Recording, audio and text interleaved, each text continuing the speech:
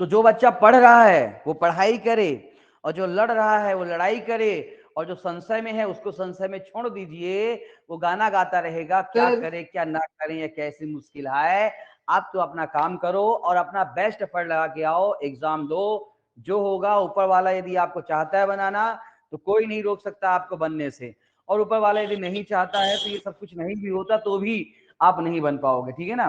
तो सर मेरा मानना मुझे है बस आपकी कि यही ऊपर, बात ज्यादा मोटिवेट कर दी। Thank you thank you.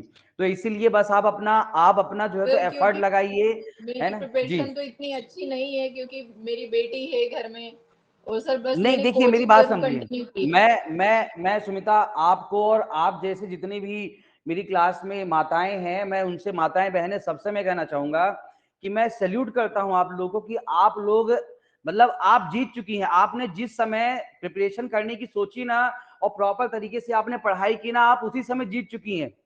अब ठीक है, मानते हैं कि एक पद मिल जाता है तो हमें थोड़ा सा इस बात का कॉन्फिडेंस आ जाता है कि हमारी लड़ाई का हम सही डायरेक्शन में लेके जा रहे हैं।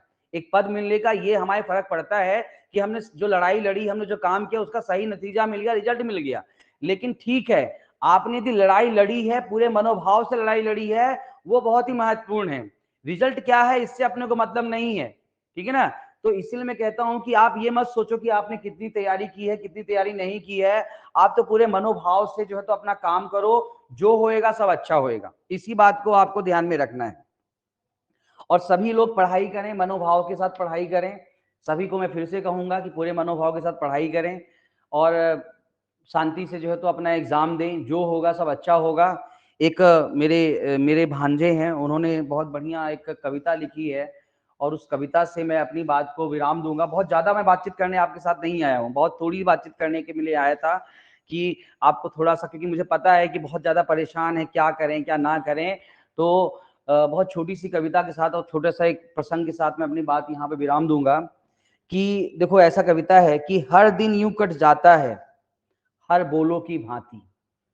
हर दिन यूं कट जाता है हर बोलो की भांति, निज पर तनिक विश्वास नहीं, भूसाई है जैसे संपाति। अब देखो, ये थोड़ा सा दूसरे लाइन को समझने के लिए थोड़ा सा कहानी समझना।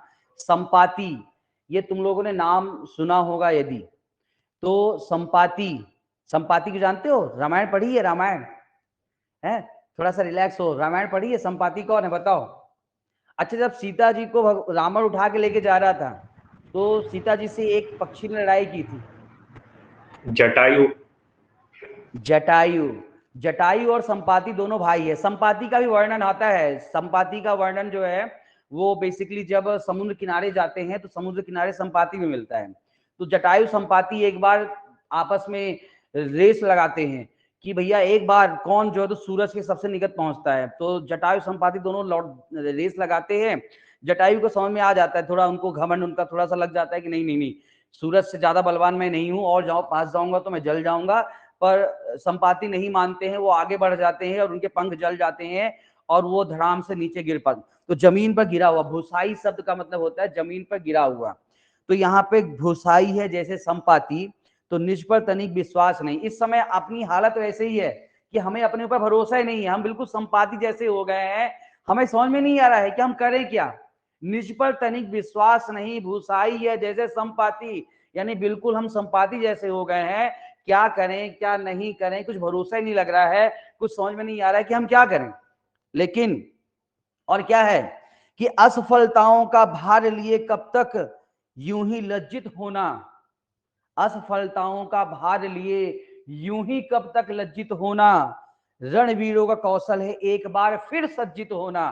भाई साहब देखिए, ऐसा है कि चाहे कुछ भी हो जाए, हमें एक बार अपने तर्कस उठाने हैं। अपने तर्कस मतलब पेन उठा लीजिएगा, गोले तो बढ़ने अपने को, और क्या है ना। तो अपने पेन उठा लीजिए और अपने आप को रिलैक्स कीजिए।